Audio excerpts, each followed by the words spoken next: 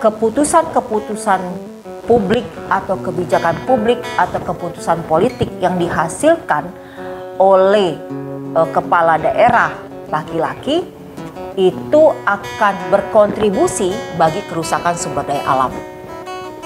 Nah, itu kan harus ada pengujian secara ilmiah ya. Jadi caranya bagaimana? Caranya kita memberikan kesempatan yang sama kepada perempuan untuk menjadi pemimpin politik di tingkat terendah sampai dengan tertinggi.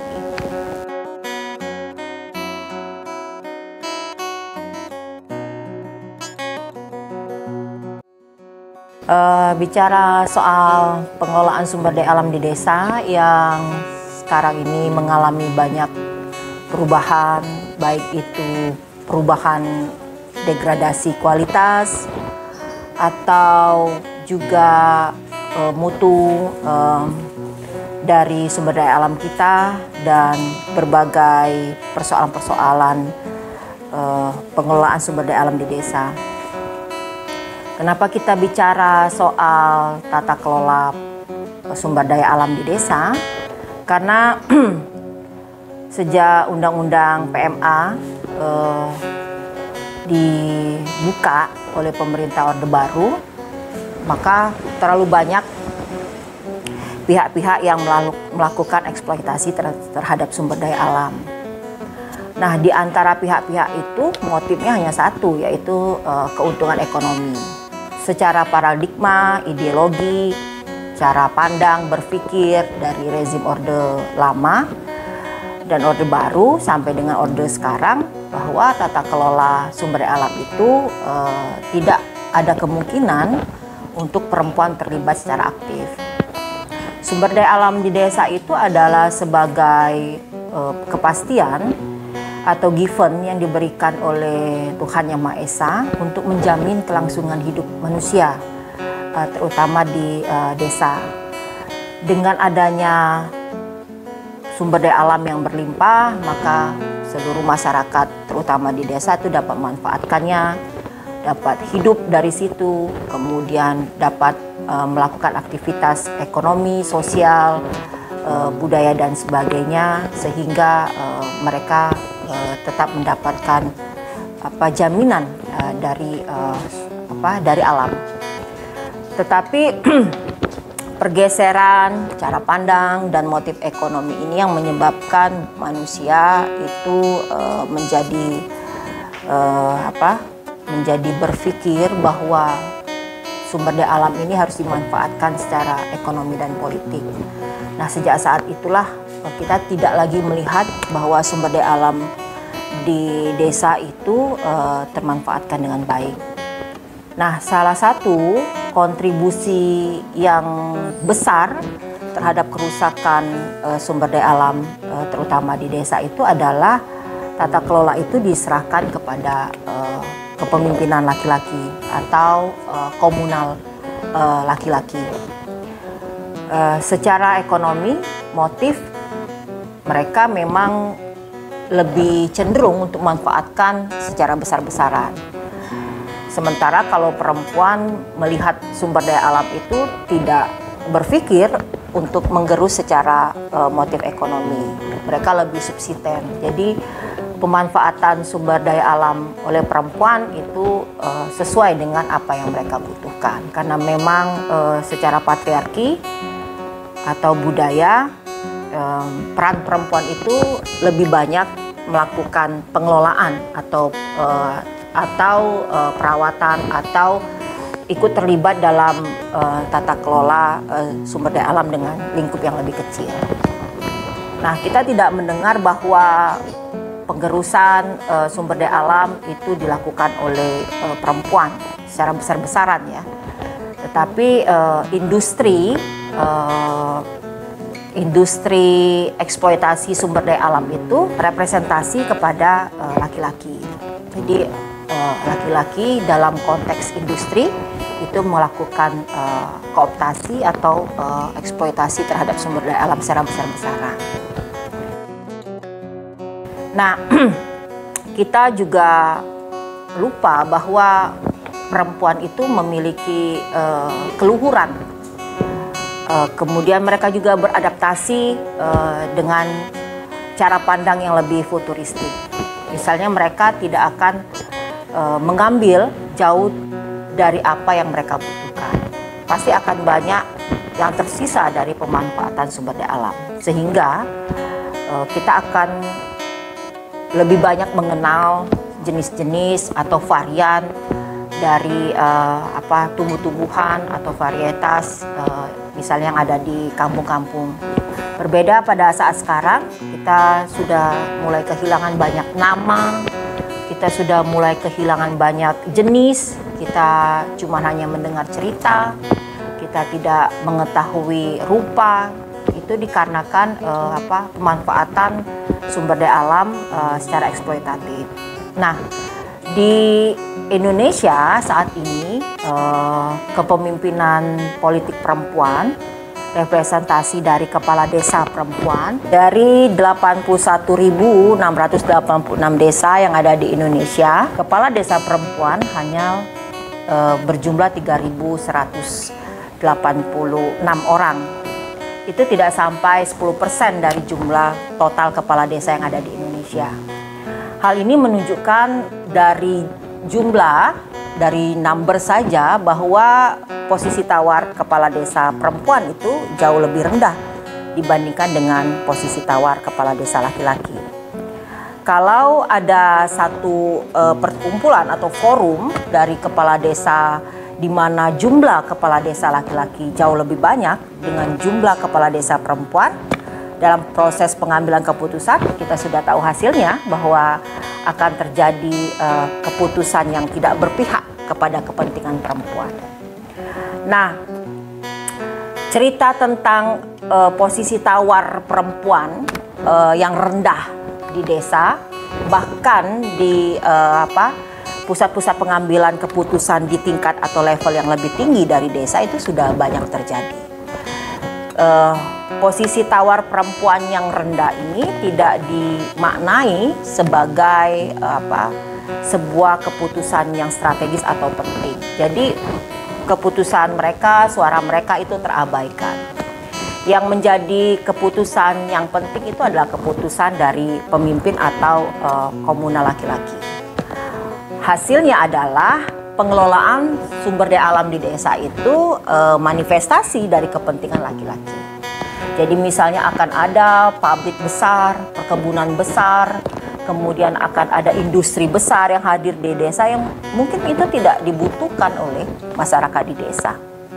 Tetapi mungkin skala perusahaan atau perkebunan rakyat atau tata kelolanya secara komunal oleh rakyat atau masyarakat di desa itu jauh lebih menguntungkan atau diperlukan oleh masyarakat di desa. Tetapi karena perempuan tidak terlibat, secara angka mereka tinggi, tetapi secara partisipasi mereka rendah. Partisipasi ini juga dipengaruhi oleh cara pandang bahwa perempuan itu tidak berada di publik.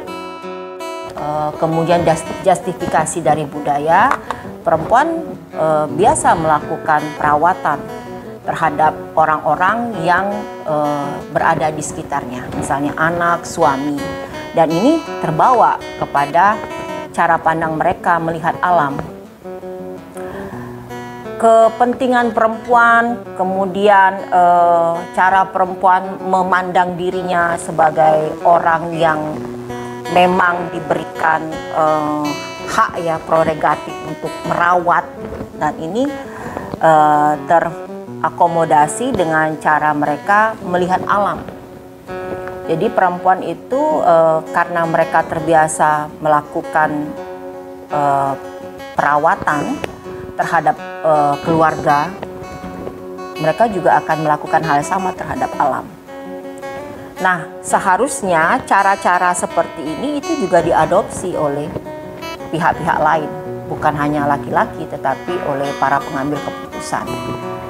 Di mana merawat alam itu adalah bagian penting dari sebuah ideologi untuk memberikan nyawa kepada bumi, kepada semesta ini, sehingga dia berumur panjang dan bermanfaat bagi banyak orang, atau kita bisa meninggalkan banyak hal-hal yang baik dari bumi ini, dari alam ini, dari sumber daya alam kita ini, karena memang dirawat sejak awal.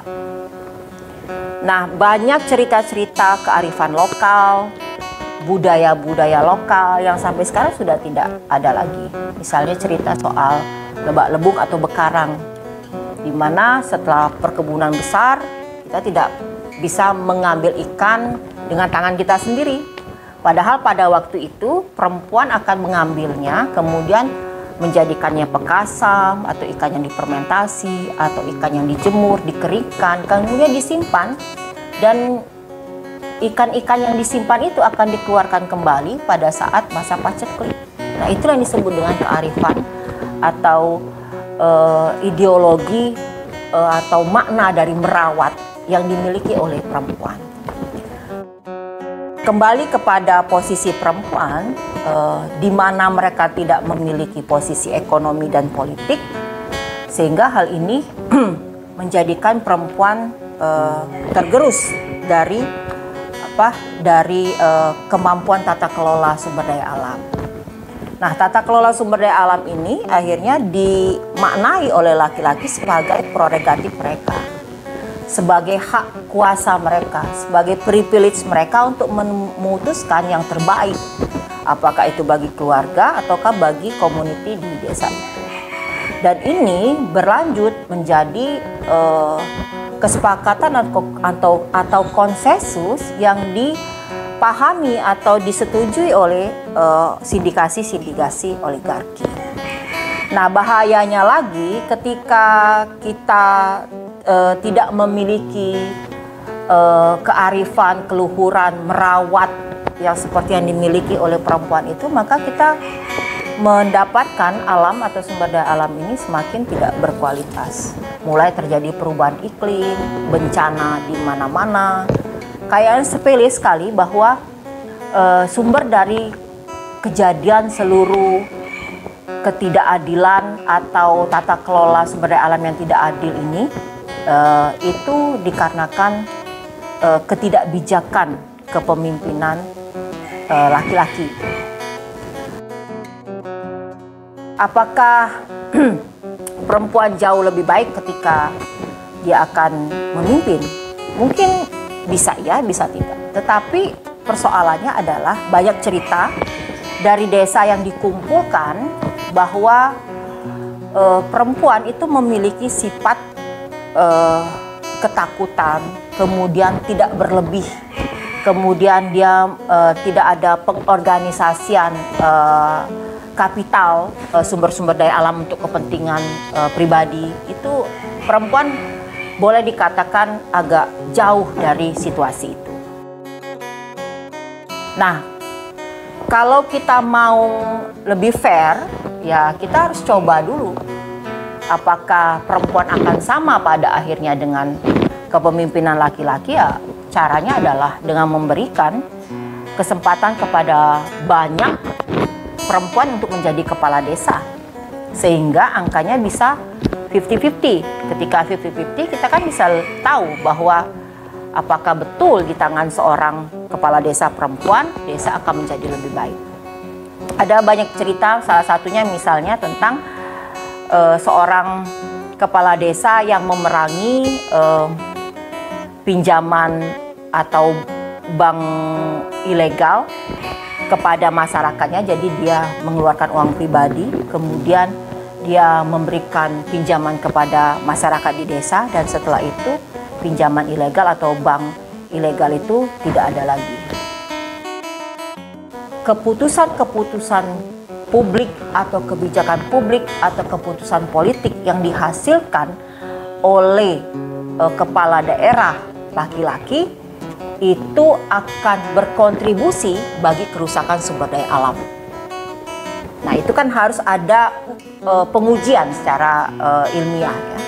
Jadi caranya bagaimana? Caranya kita memberikan kesempatan yang sama kepada perempuan untuk menjadi pemimpin politik di tingkat terendah sampai dengan tertinggi.